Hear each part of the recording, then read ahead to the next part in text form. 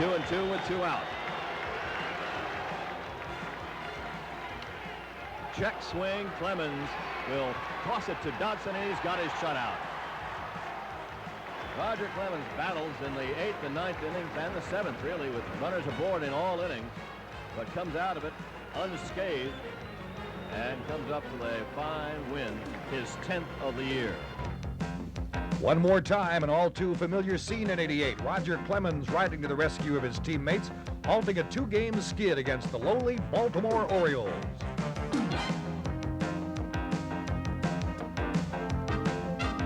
Yesterday, the dormant Red Sox bats woke up with a vengeance. 15 runs, 23 base hits, many of them of the loud variety.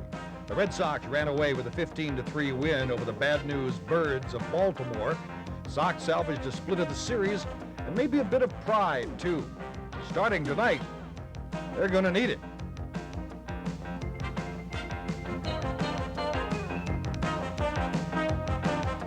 Tom-toms will be booming tonight. The Cleveland Indians are the surprise team of the American League this year. And after 2 wins and 3 home dates against the Yankees, the Tribe is only a pair of games out of the American League East top spot. On the hill for Cleveland, their version of Texas Thunder lefty Greg Swindell. He's 10-4. Some feel he's the man who could end Roger Clemens' hopes of a 3rd straight Cy Young Award. Up next, the Red Sox look to derail the Cleveland Express live on Nesson. Cleveland's Municipal Stadium for the first of 3 for the Red Sox tonight. The Indians up there in 3rd place, only 2 back of the Yankees in the East. Hello again, everybody. I'm Tom Larson, and the Red Sox have a chance for their first 3-game winning streak since late May. 7 times since then, they've managed to put wins back-to-back, but it's been a long, long time since the Sox have won 3 in a row. Bruce Hurst has the start for the Red Sox tonight. Cleveland's Greg Swindell goes for the Indians. Now, Swindell is one of only 3 American League pitchers to have won 10 ball games, but he's had some problems. He's lost each of his last 3 starts. It's Boston and Cleveland, and for tonight's play-by-play, Ned Martin and Jerry Remy.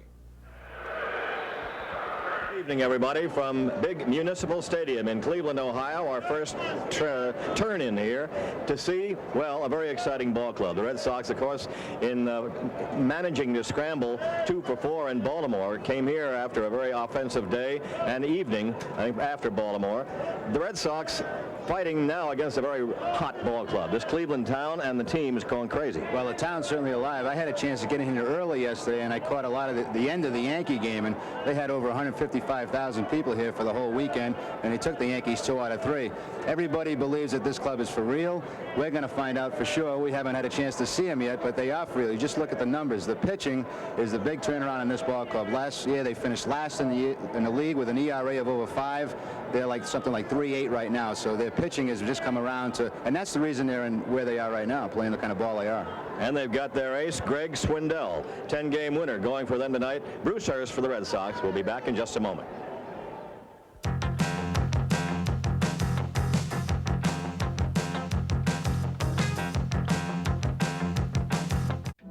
Where more people end up. Buy a Chevy today. The Red Sox will bat this way this evening. Spike Owen will be in the leadoff spot. And playing shortstop, Marty Barrett at second base. Dwight Evans at first. Mike Greenwell in left. Ellis Burks in center. Jim Rice, the hitter. Rick Cerrone catching. Kevin Roman in right. And Jody Reed, who hasn't played in a ball game since the 16th of May, will be at third base. Wade Boggs injured his arm somewhat yesterday, throwing out Ripken in Baltimore. The umpires will be Terry Cooney behind the plate, Derwood Merrill at first base, the crew chief Joe Brinkman at second, and Tim Welke calling the plays at third.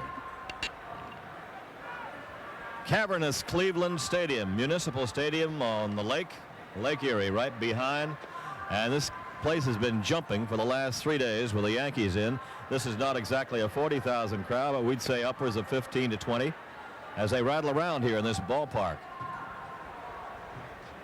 Coming out to see Greg Swindell, who is really was the top pitcher in the American League up until the last couple of starts. Has lost a couple of tough ones, but right now 10-4, Jerry. Well, let's hope he doesn't respond the way that Roger Clemens responds after a tough outing. His toughest was the last one that he pitched, and that was his third straight loss. It was against Toronto. Matter of fact, that was the briefest appearance for him in his major league career, just 2 1/3 innings. But this is one of the class left-handers in baseball right now, and we've got a couple of them tonight, Swindell and Hurst. Swindell will be making his 15th start of the season, record of 10-4. Those 10 wins puts him right behind Clemens and Viola, or tied with Clemens and Viola, I should say. In 108 innings, he's only given up 95 hits, struck out 70, and only walked 16. Has excellent control. It's changed a little bit over the last couple of years. Now it doesn't just rely on his good hard fastball anymore. He'll throw a slider, and he's got a very good curveball, and he's throwing some changeups too. So he's become a little bit more of a control pitcher at this point in his career. He's throwing about average. He can get it up to about 88 miles an hour. He came in as a very hard thrower when he first faced the Red Sox in that game we were talking about a week or so ago, that 24-5 game. He was knocked out early in his major league debut, coming from Class A ball right to the stadium here. He is 0-2 against Boston, and he had the problem with his elbow last season, had to wait around for his ligament to attach itself to a bone, so he hasn't got all his velocity back. But he has become a pitcher, as his manager will tell you. He'll throw the curveball and change, the fastball he'll spot, and he still is building that arm back up and his body. Spike Owen taking a strike. It is 88 degrees at game time here in Cleveland. Indians just fresh over 2 out of 3 over the Yankees. Clobbered them yesterday on the strength of an Andy Allenson grand slam, and when that happens, well, you know you're going well. Fastball outside to Owen, who's hitting at .252 with 5 home runs and 12 batted in. One of the other things now that this Cleveland club has been doing very well is playing defense. Yeah. Finished last year in defense, but they're at the top of the league. Base hit right center field, dropped in there by Owen, picked up by Snyder, and there goes your no-hitter. Spike Owen, who's been hitting the ball pretty well lately, has his average up to .252 before that hit. Well, looks like Spike gets the old fastball right here, and it's a good hard one. Just elects to take this ball to the opposite field and does his job as a leadoff batter, getting on base.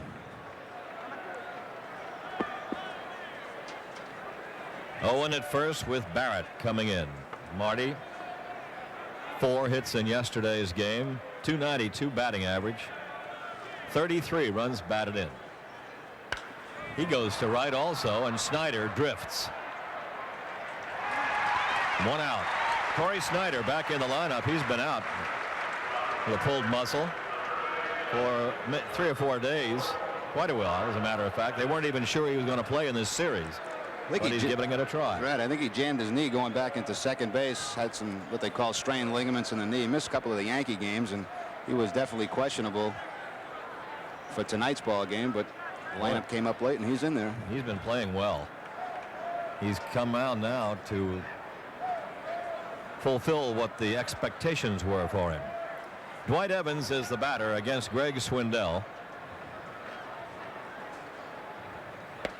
As you may have heard or read, there were a few altercations in the team bus and plane last evening coming into Cleveland as Rick Cerrone and Dwight Evans got into it a little bit of a shouting match, some shoving.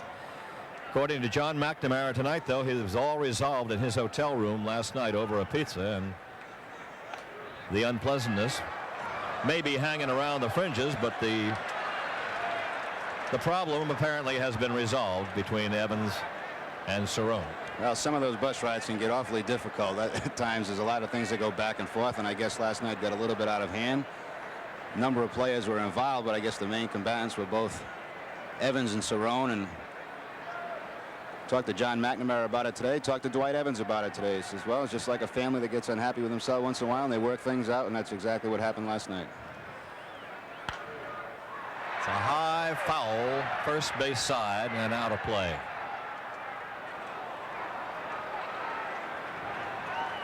I guess really the worst part about it was the behavior of some of the members on a commercial flight, which wasn't exactly top drawer last evening. A late flight in from Baltimore.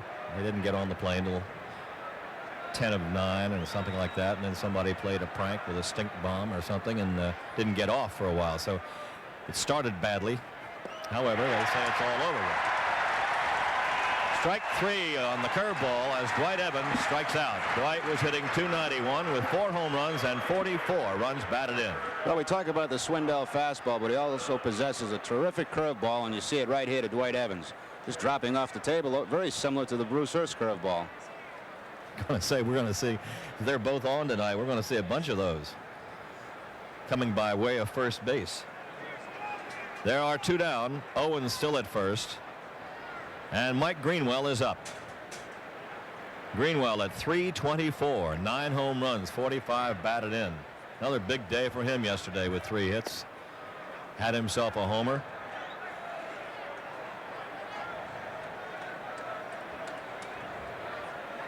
Owen at first, 2 down. Just underway in Cleveland on a beautiful baseball evening. 88 degrees here. Owen back on the lakefront. 320 feet down each line. 377 farther out to left, and 387 to deep left center. 400 feet to straightaway center field. 395 to the alley and deep right, and 385 to right field farther in toward the line.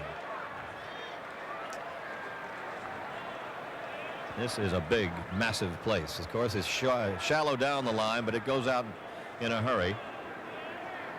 And you can imagine what it was before that wall was put up outside. Right at first base, Willie Upshaw. And Greenwell is out. Red Sox, no runs, 1 hit, and 1 left. And we go to the bottom of the first, no score.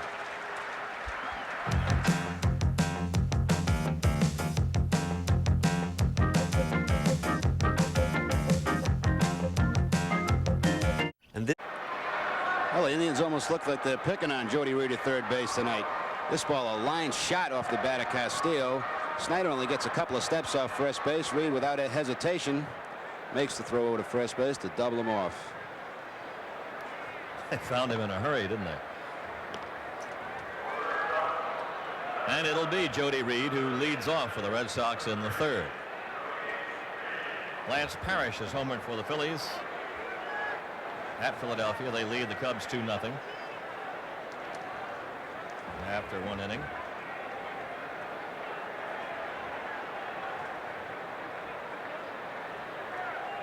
Tom Browning goes for Cincinnati tonight against Jim DeShays of Houston at Houston. Jody Reed with a strike. He's hitting .204 with no homers and 2 runs batted in, and sat a long time waiting to get a chance to play. Spike Owens seemingly taking over the shortstop job by starting to hit a little bit.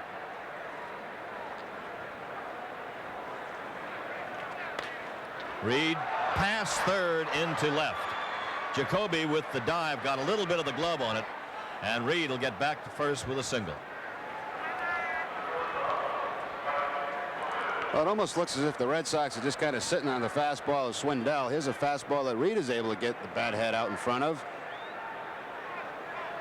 A little bit slow reacting at third base by Jacoby, and Reed has himself a base hit. But we've seen a lot of fastballs the Red Sox have had some pretty good swings at.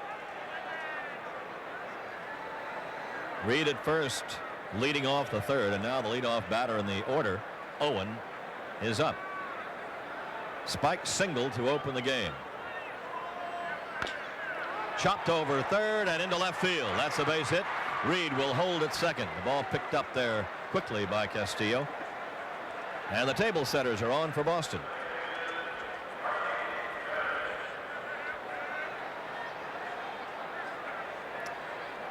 So 2 on, nobody out.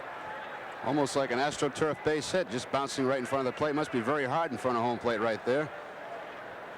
Once it gets up that high, there's no chance for anybody to make a play. 2 on, nobody out. And the third straight smallish infielder comes up, Marty Barrett. Reed at second, Owen at first, nobody out. And Barrett, the hitter, he flied to right field in the first. Drops the bunt to third, played by Jacoby. Sacrifice works. Barrett gets the job done. Brooke Jacoby making the play. Owen going to second and Reed to third.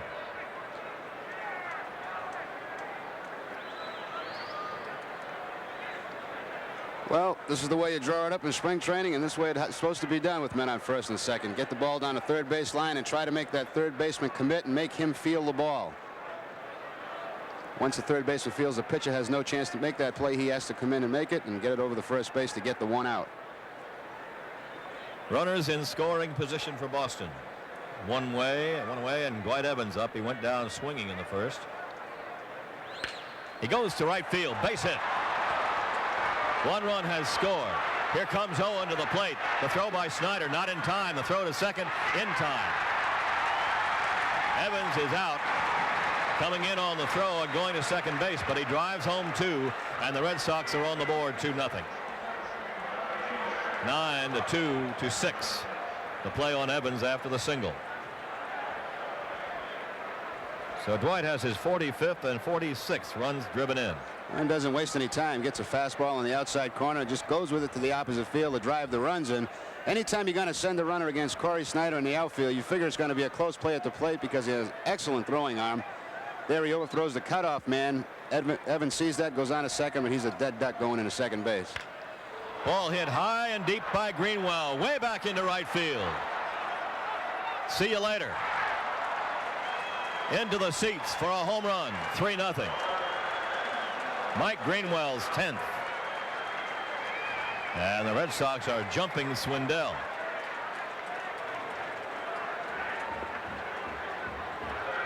Oh, Greenwell continues to slam.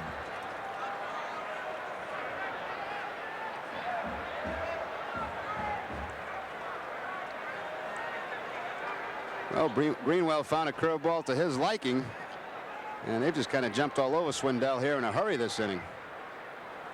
Just getting over the fence right there. Try by Corey Snyder, had no chance. Ellis Burks is up. Flied to right field fairly deep in the second inning. Well, the Red Sox now with 3 singles and a home run.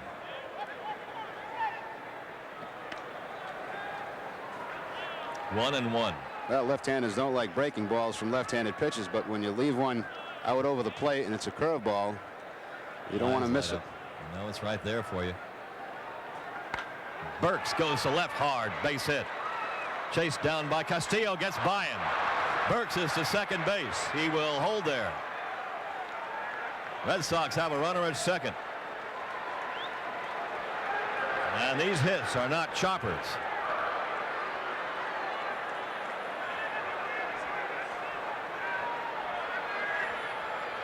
So we're going to have the pitching coach, Mark Wiley, come out and try to settle things down for Greg Swindell, who has had 2 kind of scratch hits.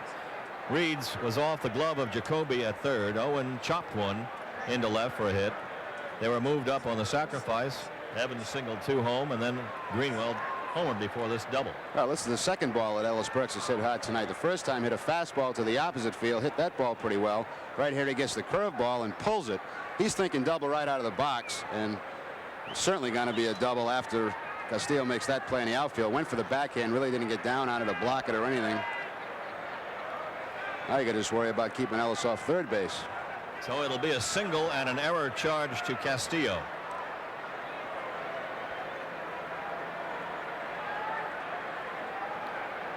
Rice, the hitter, takes a strike.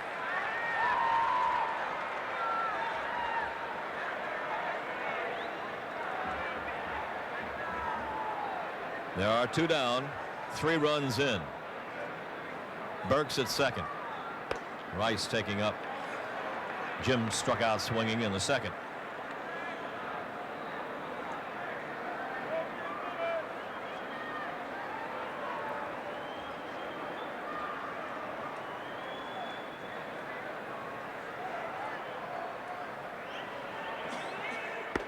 Fastball up and in. And a 2-ball, 1-strike count. Well, this happened in a hurry. Red Sox putting some hits on the board the last couple of days. A batch of them yesterday in Baltimore. Rice to left field. That's going to drop. Burks coming on. He will score. Ball cut off. 4-0 Boston. Jim Rice knocks his 25th run in. Hard single to left field. The error by Castillo figuring in that scoring.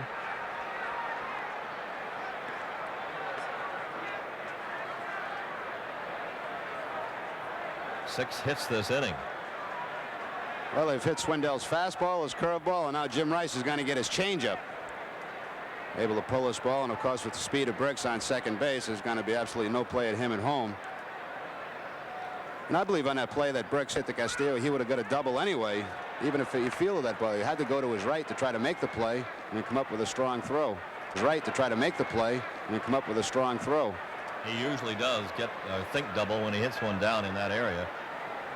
And Dedman is the warming pitcher as Cerrone bloops one to right center, and that's out of reach. That is past the dive of Carter. Going to the wall. It will score Rice, and Cerrone chugs to third. He's got a triple. Rick Cerrone, who had singled his first time up, triples to right center. Joe Carter making a big dive, and the ball getting by him. You don't usually figure on a triple from Cerrone, but the ball just kept going, and so did Rick. Yep, Cerrone just goes to the opposite field, kind of inside out swing. Carter tries to make a fine play on this ball. You see the inside out swing, the hands come in, ball shoots off to the opposite field. That ball's by him, he falls down, and now it's going to go to the wall, and Cerrone's going to chug a lug on into third base. Rice will score easy. A lot of run in this inning. Even the guys that don't do it very often. Doc Edwards has seen enough of Swindell tonight. Kind of a helpless feeling right there for Joe Carter. He knows that ball's going to get by him, just trying any way he can to block it. The Red Sox lead 5-0 and have already combed 9 hits to all corners off Greg Swindell, who just doesn't have it tonight at all.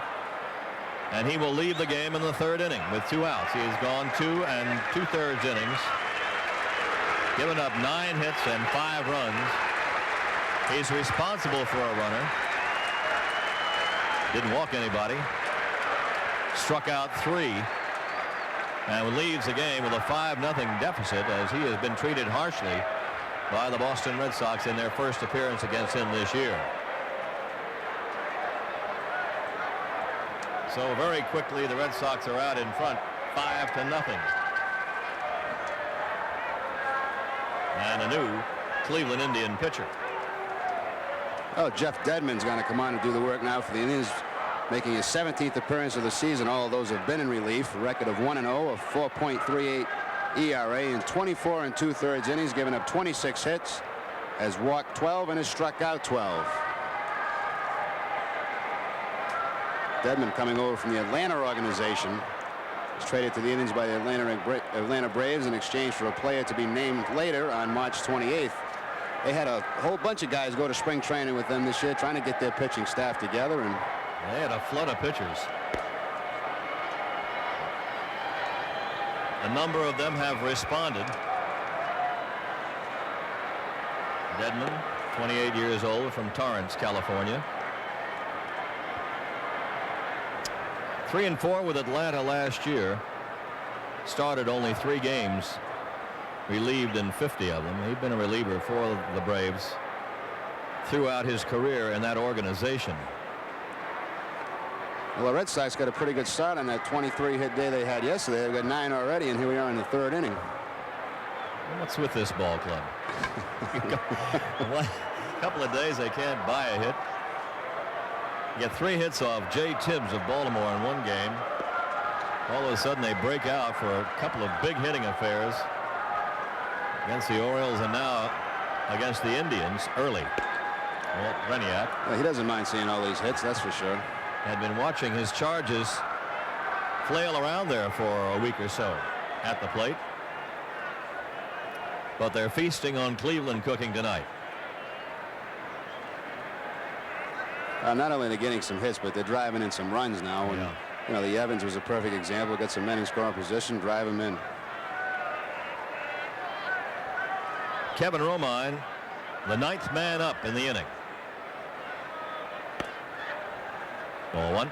He struck out in the second. Swindell got through the first 2 innings rather easily, gave up a hit an inning, but did get 3 strikeouts, and then all of a sudden the chop hits by Reed and Owen started it against him, and then some legitimate cracks later on. Evans a single to right, Greenwell homered into right field, Burks a hard line drive single, and the ensuing error getting Burks to second, Rice a hard RBI single, and Cerrone dropping kind of a long flare into right center field for a triple past the diving Joe Carter. That's chopped. Romine, pretty good speed, but they beat him, and he is out. Red Sox bat around. They score 5 times, and after 2.5 they lead 5-0.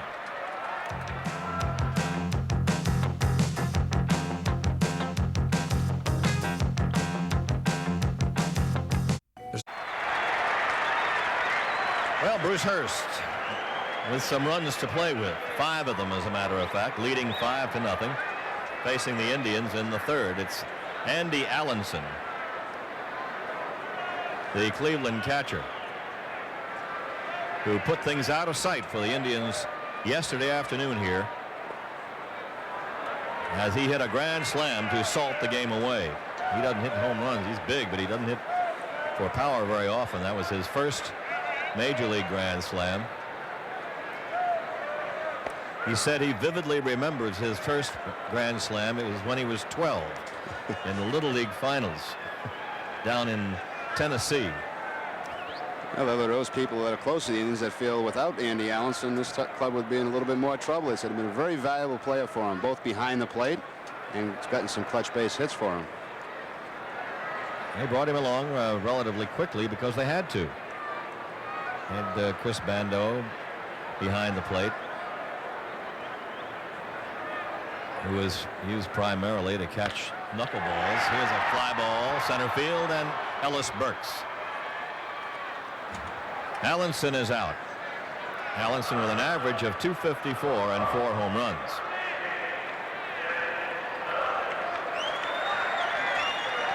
Jay Bell, the shortstop.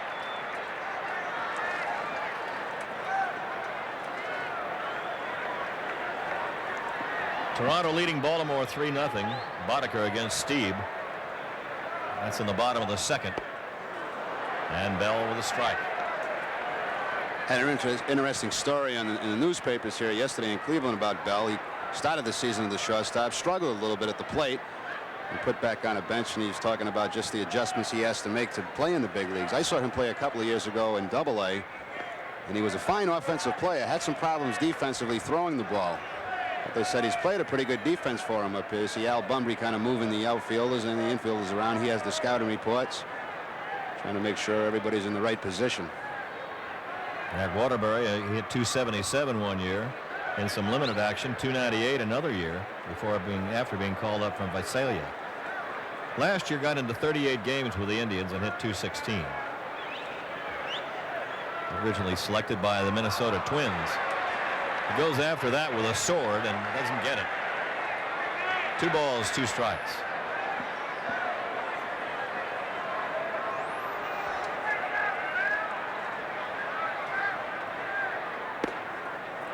Bell came over here from the Twins along with pitcher Rich Yett, who is on the disabled list now. That's the reason they have Rick Rodriguez up from the minors. Bert Blyleven went to the Twins in exchange. Ball 4. Hurst walks his second batter.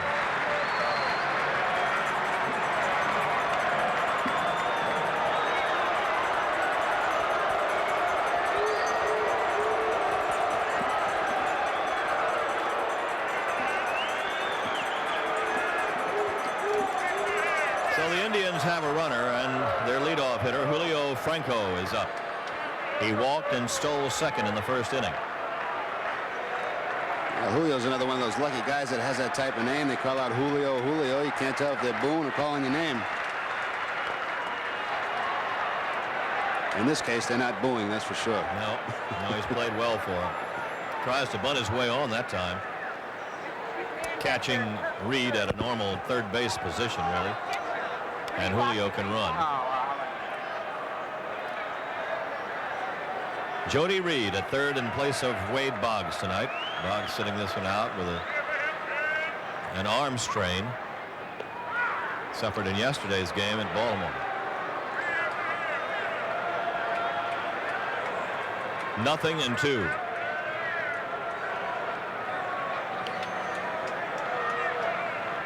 Now you look at that stance that he has, and you wonder how he gets that bat around. He's out pointing toward third, but he does. Well, when you're teaching kids how to hit, one thing you tell them to do is not wrap the bat behind your head, and that's exactly what he does. He's got it wrapped about as far as he can do it, but you'll notice before the pitch is made, he'll get those hands back down into a hitting position and kind of unwrap that bat a little bit. Wade Boggs. And the breaking pitch. Franco digs for it, fouls it. 1 ball and 2 strikes. A lot of players, when they take their first approach, will bring the hands back up. He kind of brings them down a little bit and gets that bat unwrapped a little bit. They're reaching for a pretty good breaking ball. Well, it's comfortable for him, and he's able to live with it. 1 ball, 2 strikes. Hurst to first, and right there, according to Derwood Merrill. I think he had Derwood picked off. I think he was going to call him for not stopping, but then he went ahead and went to first base. He almost had first base umpire Merrill picked off.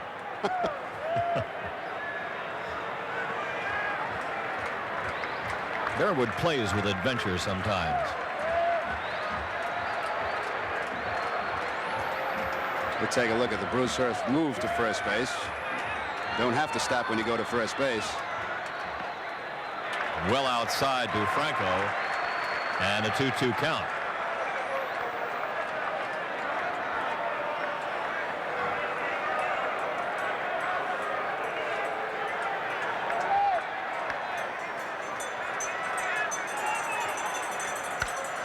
To right field. Back for it. Romine can't get it. Bouncing against the wall, and he goes for 2. And runners are at second and third.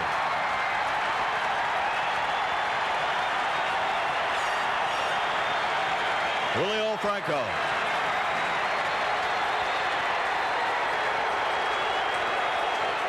Gets himself a double, and runners are at second and third. And shows that he has a little bit of power here, too. This pitch, the fuck ball from Bruce Hurst, gets caught out in front a little bit and still puts a pretty good charge into this ball. I think Romine didn't think it was hit quite as hard as it was because he really didn't get back on it that hard. He really tries to make the jump, but the ball's just over his glove.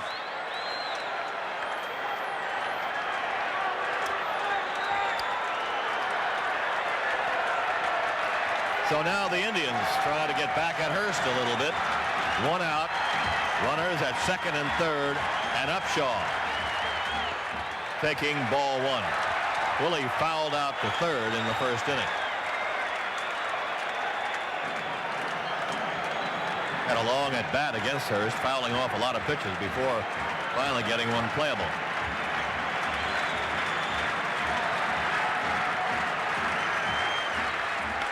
Out of play. 1 ball, 1 strike. The man with the infernal drums is here again at Cleveland. There's that guy. I've been looking for him for 11 years. What a headache this guy can give you, especially when there's 4,000 people in this place. They moved him over from the bleachers to the stands now. Right field grandstand. Hurst misses inside, ball 2. 2-1.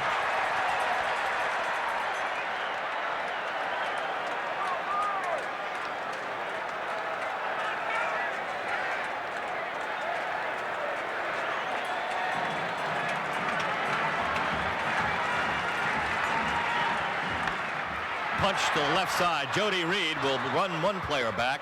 He'll throw out Upshaw, and a run scores. Willie Upshaw grounds to third. It is now Red Sox 5 and Cleveland 1. Well, Upshaw gets his job done right here, facing a left-handed pitcher, just trying to get the bat on the ball and try to make something happen. Red Sox infield back. Gets this ball to Reed at third base. Reed looks to run it back to second and gets Upshaw at first base. Gets a run in. All to do right there is try to stay away from the strikeout, and that's exactly what Upshaw was trying to do. Just get the bat on the ball. Joe Carter. He flied to right field his first time up. Ball one. That was Willie Upshaw's 499th career RBI. Oh, one, the biggie. The big 5-0 coming up.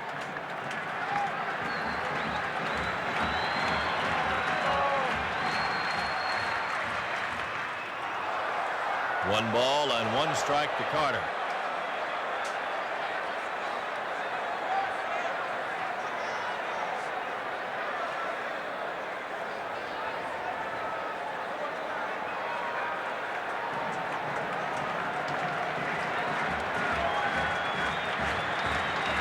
Joe Carter batting with Franco at second. 2 outs.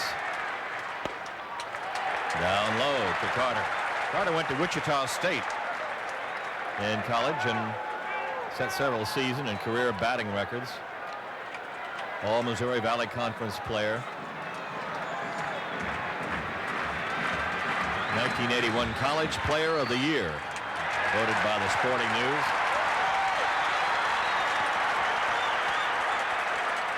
It is 3 balls and 1 strike. Ron Kittle in the on-deck circle.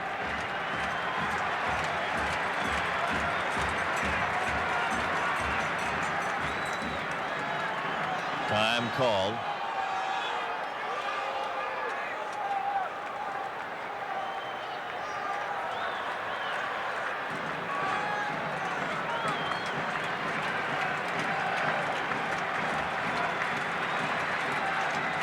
Franco at second base. Barrett bluffs him over there to the bag.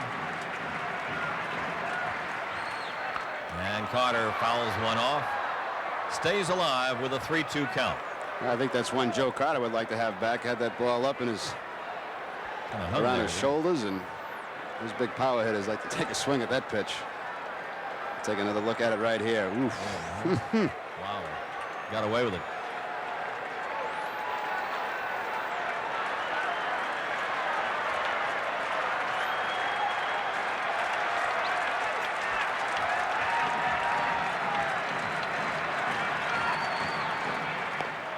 And Joe Carter draws a walk, and Hurst wanted that one.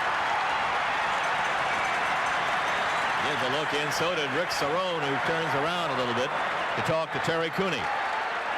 Runners at first and second. Well, Hurst feels he makes a pretty good pitch right here with the curveball. Take a look at the break on the curveball, breaking down and in. Maybe a little bit inside. That's what Terry Cooney called it, inside. See Hurst drop down to one knee. I've got to have that pitch, especially against a Joe Carter. Too much of a break, maybe. So Carter is at first and Franco at second. And Kittle is the batter. Lined softly to Marty Barrett to end the first inning. Red Sox lead 5-1. Right in there for a strike. Dennis Lamp loosening down in the bullpen in left field for Boston.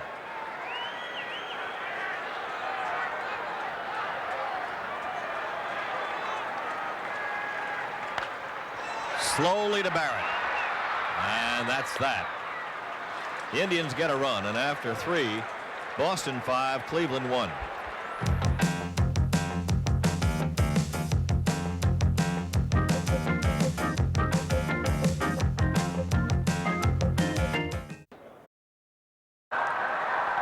Well, when you don't get the benefit of a couple of calls, this is the type of reaction you get from those pitchers when they get back in the dugout. You'll see him take a peek out to the umpire. Shake himself a little bit. Let's go. I need those pitches. You know, let the umpire know you know. And with Hurst, you don't have to worry about lip reading because there won't be any expletives shouted. He will let him know, however. Well, there's a right way and a wrong way to do things, and you just get their attention. Let them know that you know that you know, you'd like to get the benefit of a few calls. Same way at the plate. You don't just step out and start yelling at him. You can kind of back out and you can speak to him without even looking at him, and they appreciate that more than just turning around and jumping into a big rage on him. Well, yeah, the umpires nor players want to be shown up. No. Here's Jim Rice, who has struck out and singled home a run. First pitch by Dedman, fouled off. Dedman got himself into a mess in the fourth by walking the ballpark, but got out of it as Burks grounded to shortstop to end the inning. He's got some good movement on his fastball. You can see the ball really running back into the right-handers, but he's going to have to keep the ball down to be effective. 1 ball, 1 strike.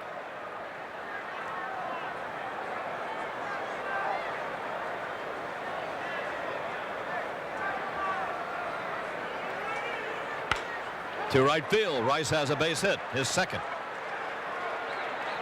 Oh, Jim is 2 for 3. First hit off Dedman and the 10th for Boston.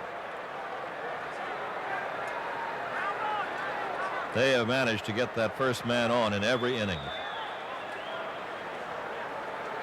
And that way you give yourself a much better chance to get on the board more often. Owen in the first. The second they did not. In the third they did, with Reed getting on, and here Reed also walked to get on to lead off the fourth, and Rice singles to lead off the fifth. Only 1 inning that they did not get that man on. Cerrone slowly hit, and Franco makes the play on him, easily getting Rice to second base because there was so much blood on it. Rice could go to second. Ball slowly hit, and Franco, who was going to cover second, had to come back. Well, there was a little bit of confusion between Franco and Bell as who was going to be covering second base. You see this pitch is a breaking ball that Cerrone gets fooled on. Franco started towards second base like he was going to take the throw, then had to come back and make the play. There was nobody off with the pitch. It's kind of a check swing thing by Cerrone. You know what happens? Shortstops generally take that throw from the pitcher at second base. He may be still thinking like a shortstop, now playing second base. Possibly. Romine fouling the pitch. Strike 1. Kevin has struck out and grounded out. Mets have gone ahead of Pittsburgh 3-2 in the fourth inning of their game, now in the bottom of the fifth at New York.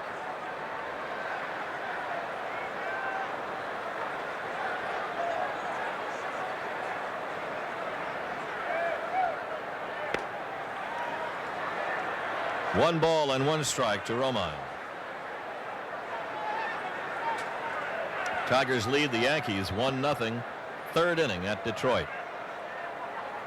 Robinson against Tommy John. And a 1 ball, 2 strike count to Romine. I wonder what the crowd is tonight in Detroit for that game. I bet it's big and loud. Yeah. I mean, the Tigers could be sensing, kind of sensing a kill here of sorts early in the season. The Yankees reeling around a little bit, having lost 2 out of 3 from the Red Sox. Then coming over here, losing 2 out of 3 to the Indians. Pitching being shoved around a little bit. Romine is out on foul tip and caught for strike 3. First strikeout for Dedman. Well, we talked about Dedman trying to be down around the knees. This pitch certainly is not. It's up. Kind of fools Romine a little bit, and you can see he's a little bit upset with himself after the swing. Very late on that swing. Kind of sets your sights for the waist down against a sinker ball pitcher. And when you don't get one, you get a little frustrated. There are 2 outs with Rice at second base. And Jody Reed is up. He has singled and walked. Reed getting a start. His first one in over a month. Yeah, I see Rice out there fixing a little pothole in the infield. I don't know why you do that. Leave that pothole there. You might get a bad hop out of it. Ball hit that way. Smooth it when the Red Sox take the field. Right. Reed looks low. Ball 2-0. Red Sox with 5 runs and 10 hits. The Indians 2 runs, 4 hits, and an error.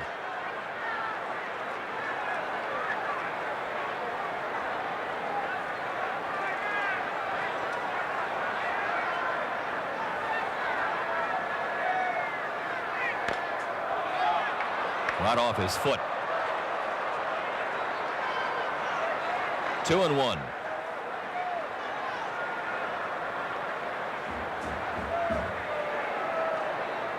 So Reed swinging right over the top of this ball, coming right back on in his instep on his front foot. They don't hurt as much. Oh, it looks like his back foot doesn't hurt quite as much in this kind of weather as it does in April. No.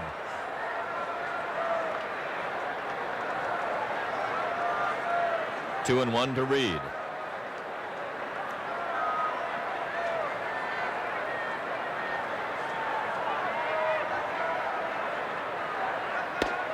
And there's a strike. 2-2.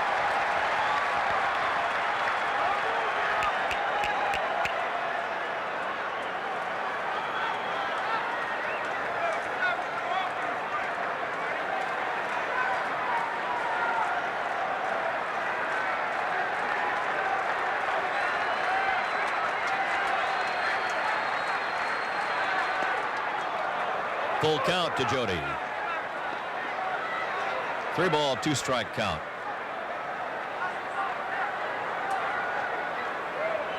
Spike Owen.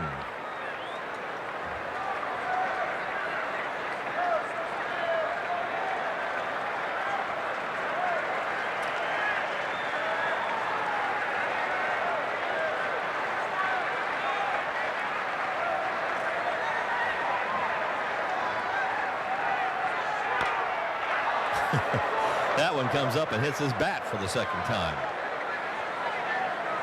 Some funny foul balls by Reed. Well, looking down there, they got a couple of guys on deck. Spike Owen on deck, and Marty Barrett's outside of the dugout. Little guys have done a pretty good job tonight of manufacturing runs or potential runs. I don't think the opposing pitchers like to see that 2 or 3 guys on deck like that. Can't wait to get up to the plate.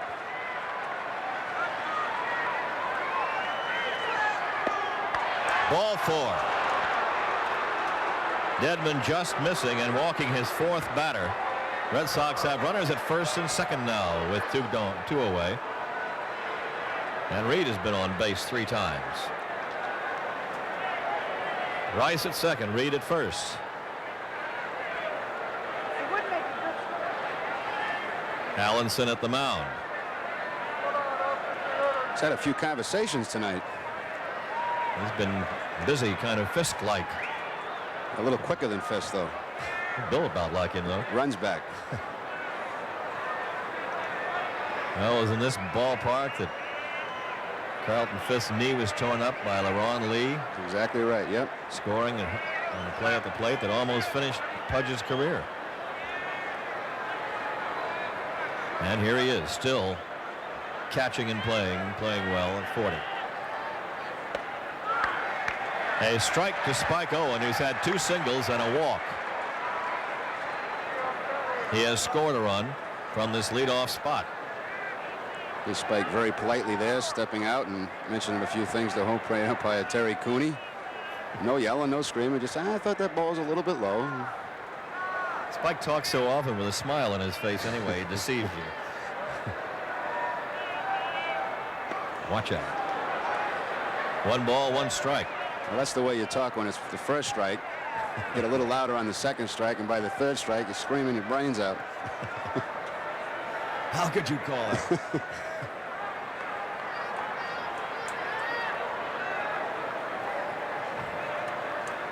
1-1. And a pitch outside for a ball. Dedman's only concern has been his control or lack of same. He's given up just 1 hit since coming on the 3rd, but he has walked 4. Now Barrett out in the regular on deck position.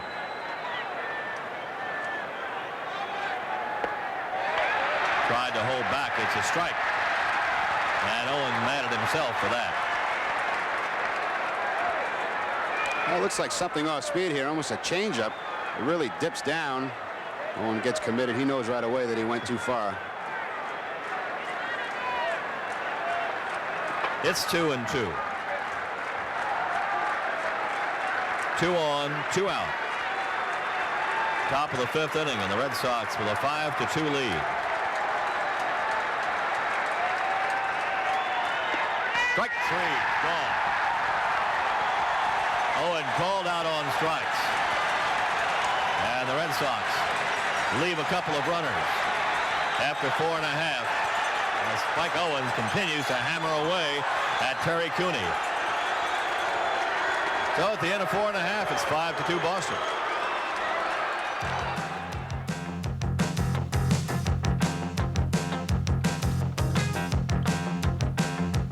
Sixth inning, with the Red Sox holding an 8-2 lead.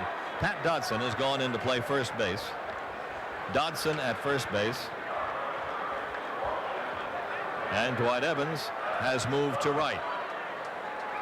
Play change has been made frequently by John McNamara lately with the acquisition of Dodson, a good fielding first baseman.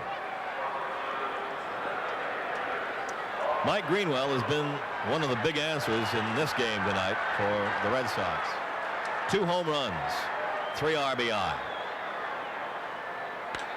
Kittle gets the base hit to the gap in left center field, covered by Burks. The Indians, trailing by 6, have Ron Kittle leading off with a single off Bruce Hurst. Well, Hurst had to sit in that dugout for quite a while for that inning to make sure he gets out and get himself good and loose. Kittle didn't waste any time picking on the first pitch.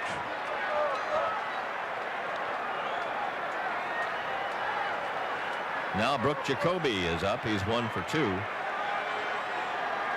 Indians have just 5 hits off Hurst. One of them a home run by Corey Snyder, who's on deck. A strike.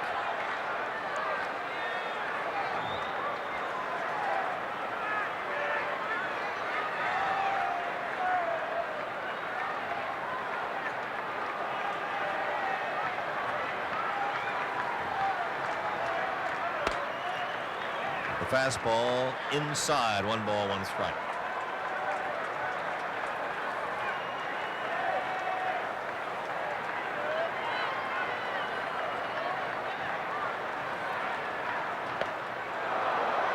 With a tail on it, Jacoby behind on the count, 1-2.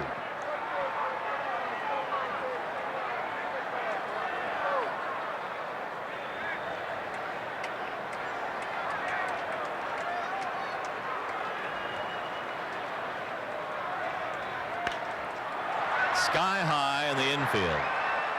Barrett will wait all night for this one.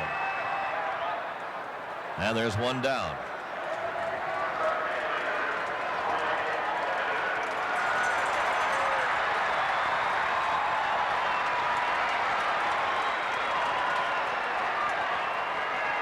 Hurst will work to Corey Snyder next.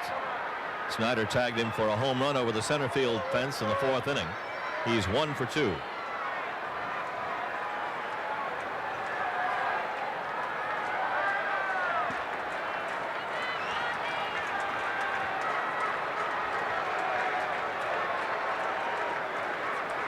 And lines it toward Greenwell in left for the out. That came breaking in, then stopped in a hurry to take the shoulder high line drive. There are 2 down.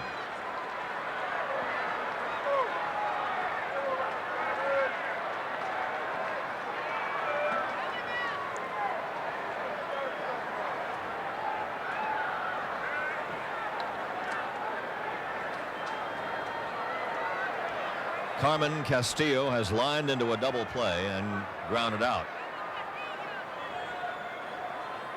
Both times to Jody Reed.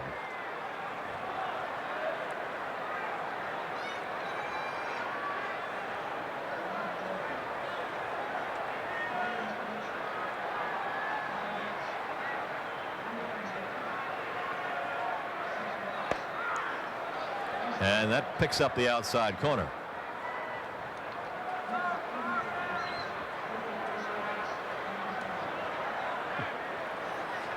Dedman, while he was in there, to show you how he damaged himself, through 88 pitches, 55 of them balls, and 33 strikes.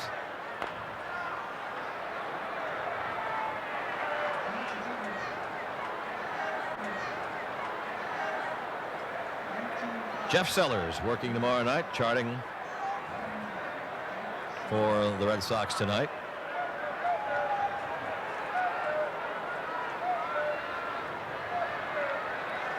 The attendance tonight is 19,870. For a Monday night crowd, not bad at all after the drain of the weekend and the excitement here when 155,000 came in to watch the Yankee series. First time the Indians had drawn that many in the 3-game series for something like 20-some years. I can't remember ever being here on a Monday night with 19,000. No. We have been here when they've had big crowds, but it's been opening day. Opening day or 4th of July. Or yeah. Up off Hurst, literally into shallow right field. That ball hit sharply by Castillo, and runners are at first and second.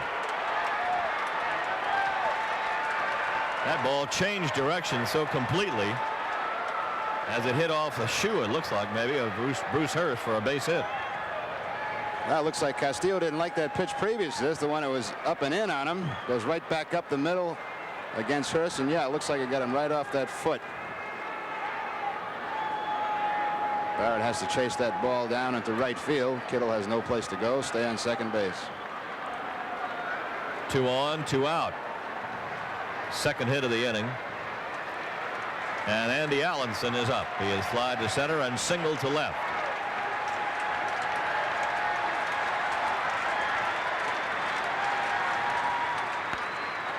Toward the hole and bobbled around. Long throw by Owen. Gets him.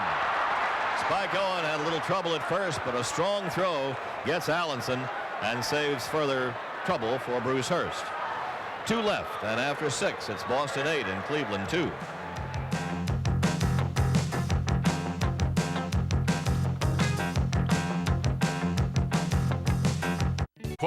On Nesson.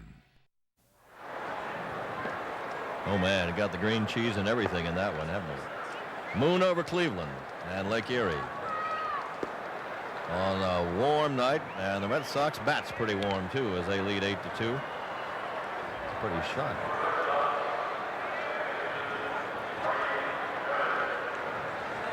The big Lake Erie is just beyond the left field part of this ballpark. It's a huge stadium.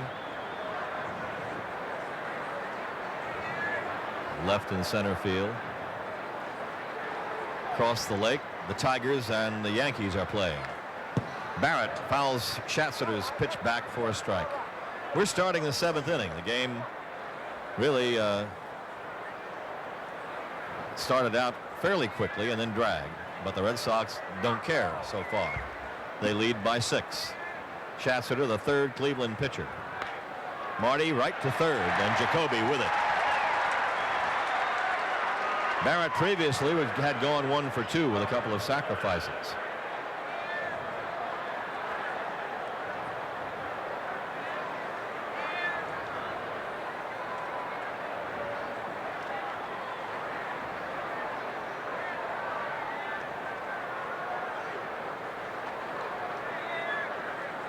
About a 2.5-hour ball game so far. We're in the top of the 7th. Well, better being on this end of the score than the other end. You're right. Let's see. The curveball, and it's a strike 2 to Dwight Evans. Evans has struck out twice, had a 2-run single, and grounded to 3rd.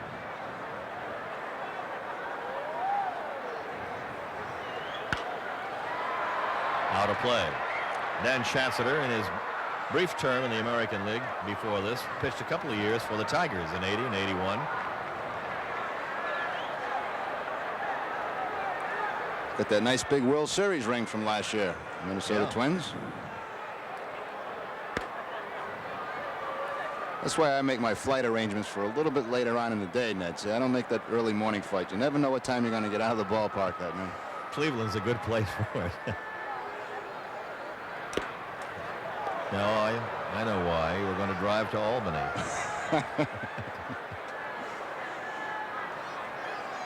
I think they're going to get us a big bus like John Madden has. Up the middle for a base hit for Evans. Dwight Evans with his second hit.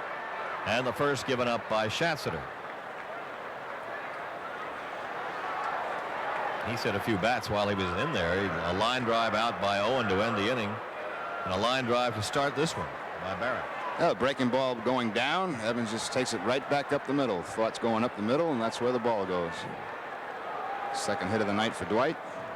Well, the two guys in a battle. Dwight got a couple of hits. Cerrone's having a heck of a night. That's not bad. Might be a good thing. They came back from.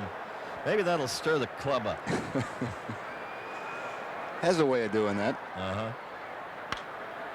Foul off the bat of Mike Greenwell, who's had a fair night. He's had 2 home runs, a walk, and a ground out.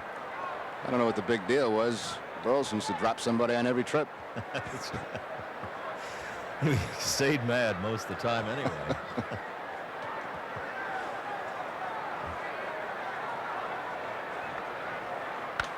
That off the fists. And Allenson back with it for the out. Greenwell is out. There are 2 away. Remember once Pete Runnels, when he was playing with the Red Sox, I think it was a year before I came, but he told me about it. The team was going really dead. I mean, it was not doing anything. And it was mid-season. It wasn't like it was September. So he said he started a fight in the game with the other ball club. He said, I just had to stir something up. That's a little bit different, though, at the other club, you know. Yeah, he didn't start a fight with his own players. That has happened before with Red Sox teams, however. You know that. Well, every time I hear those stories, I think about the Oakland club back in the mid-'70s. I mean, they fought everybody. You'd be taking batting practice, and they'd be having a brawl going out in left field, and then they'd take it right into the clubhouse. They fought their owner, their manager occasionally, and won. That's right, and that's all they did is win too. Right. They really showed, I think, the team concept as well as any successful team recently. That Oakland A ball club. They know how to perform. They know how to get things done. 2 balls, no strikes. High drive by Burks to left field, and he knows that it is gone out of here. Home run, Ellis Burks. 10-2 Red Sox. Number 7 for Burks. He just dropped the bat and broke into a trot immediately. High, wide, and handsome to left. His 7th home run of the year. Well, if you want to watch something very nice, just watch the wrists on Ellis Burks on this swing. Has an exceptionally quick wrist. When he takes a swing at this ball and just puts a lot of pop in it. Watch the wrists on this swing.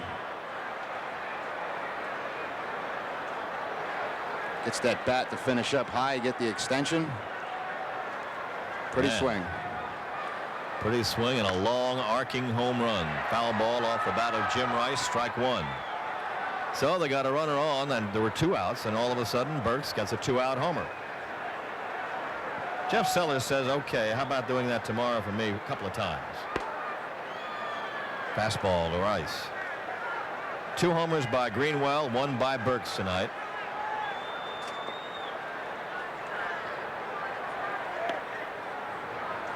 Maybe doing a little bit more of the Goldust Twins act that Lynn and Rice did in '75. These guys, Greenwell, of course, a rookie last year, but had been up a couple of times before. Burks, his first time last year, both now in their sophomore seasons. Foul back off the bat of Rice. Jim has had a couple of hits.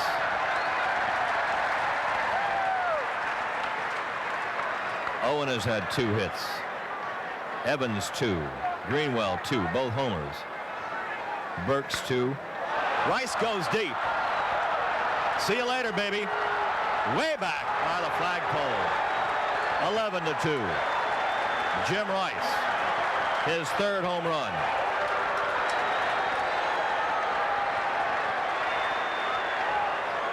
Oh, the Cleveland fans, long given up on any big night tonight for their Chargers, are just sitting around watching Red Sox bats explode. Oh, mercy, that shot. Back-to-back homers, Burks and Rice. Well, ever since it started against the Yankees, the 2 home runs against Rice, he has continued to swing the bat fairly well. The round of a couple of hits in the game we did in Baltimore. And now this ball gets a fastball, and he gets a fastball out in front. Fly ball shallow right, and Snyder will take that. And Cerrone misses his chance at a cycle, at least for there. 3 more Red Sox runs, and after 6.5, they lead 11-2.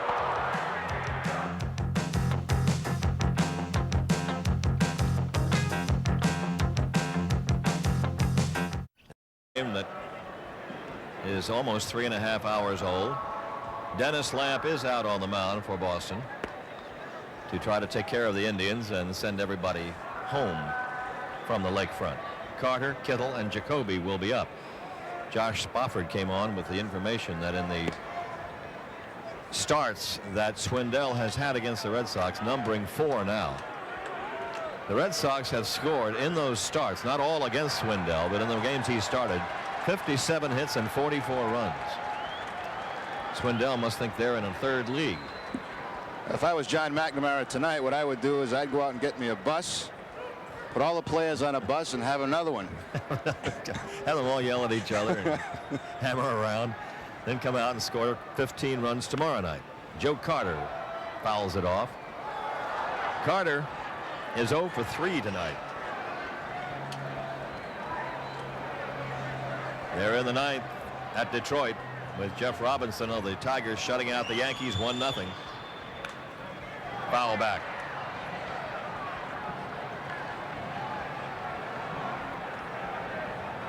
Seattle leading Texas 3-2 in the 8th.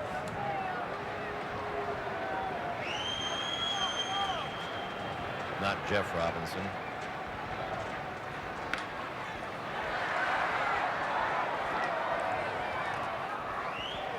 Strike 2 to Joe Carter.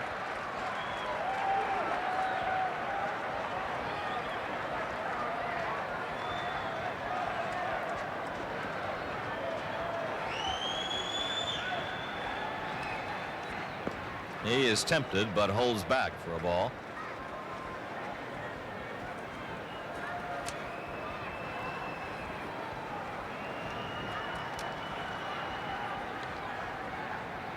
And he is hit by a pitch.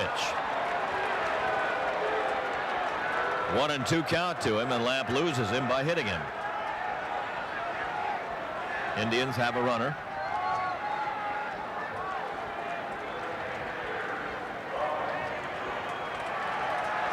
Well, Lamp trying to run the fastball back inside on Carter, trying to jam him. Looks like it gets him right off the leg, the thigh. Might have ricocheted and got the umpire too. Yep. Okay, so there's a man on for Cleveland. 1 ball and no strikes. It is Jeff Robinson, Mark Robinson of the Tigers, so far shutting out New York. Jeffrey Daniel Robinson, so pitches for the Pirates. And there's a Don Robinson and a Ron Robinson. That is Evans putting away the fly ball by Kittle, who hit the game's most monstrous home run last time up. He hit it in the upper deck and left. One of the longest we've seen in this ballpark.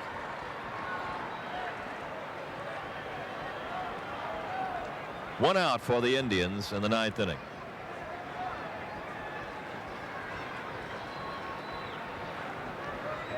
Four Robinsons pitching in the major leagues.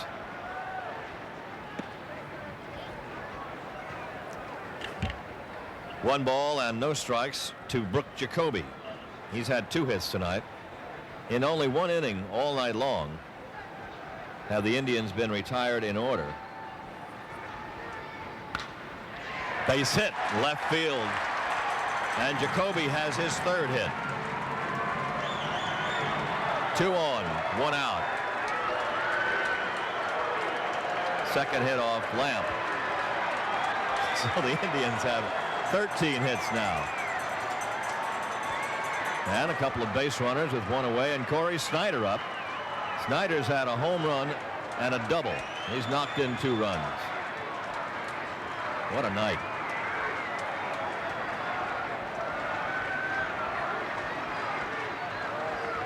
Snyder now has 42 RBI.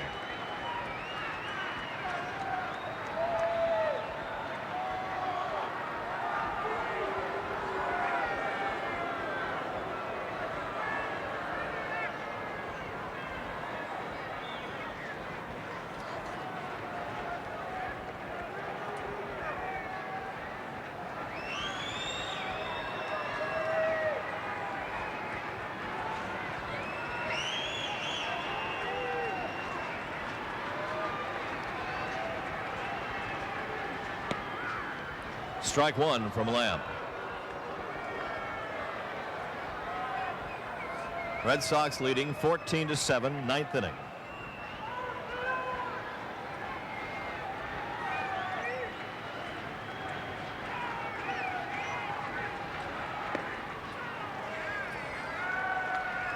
Two and one. I was reading in the paper today, one National League game years ago. Well, it might have been on this date, I don't know. 2 teams scored 19 runs in 1 inning between them. The game ended up something like 21-12. The 2 National League teams.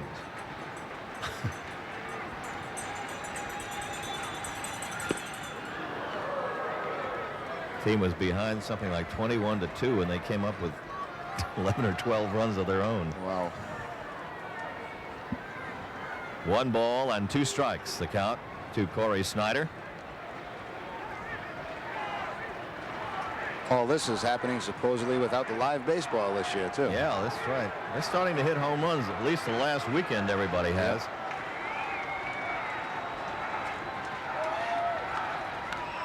Snyder stays right in there, fouling it off.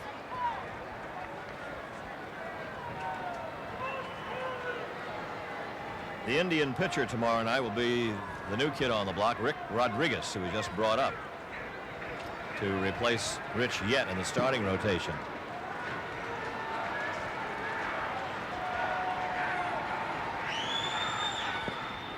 Lamp missing outside, ball 2, 2-2.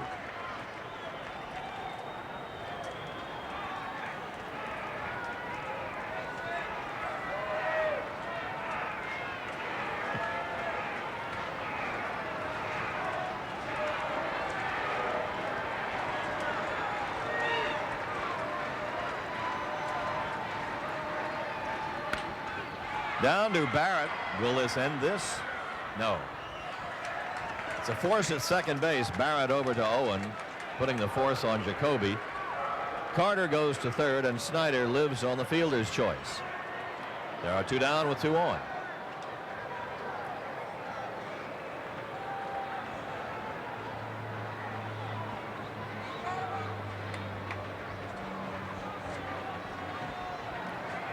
Now the hitter is Carmen Castillo. Lined into a double play, grounded out, singled. He drills one foul and hit the ball twice with his bat in the 7th inning to put himself out. And the catcher getting the put out.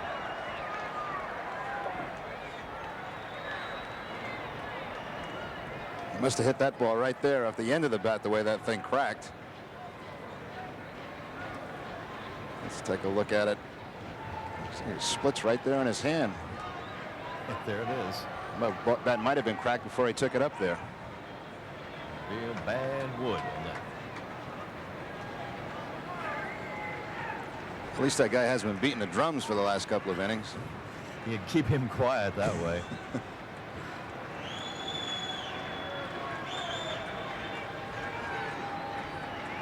One strike pitch by Dennis Lamp. Here's another broken bat, slowly hit to Owen, and the game is over. Spike Owen over to Marty Barrett for the force, and finally it is over. The Indians do not score in the 9th inning. They do get a hit, and they leave a couple of people on base. Our Texaco player of the game tonight is Mike Greenwell. 2 home runs, his 10th and 11th of the year. He knocked in 4 runs and had himself his 2nd great evening He had a 5-run RBI game yesterday. Final score is the Red Sox 14 and the Indians 7. Stay tuned for our Polaroid instant replay.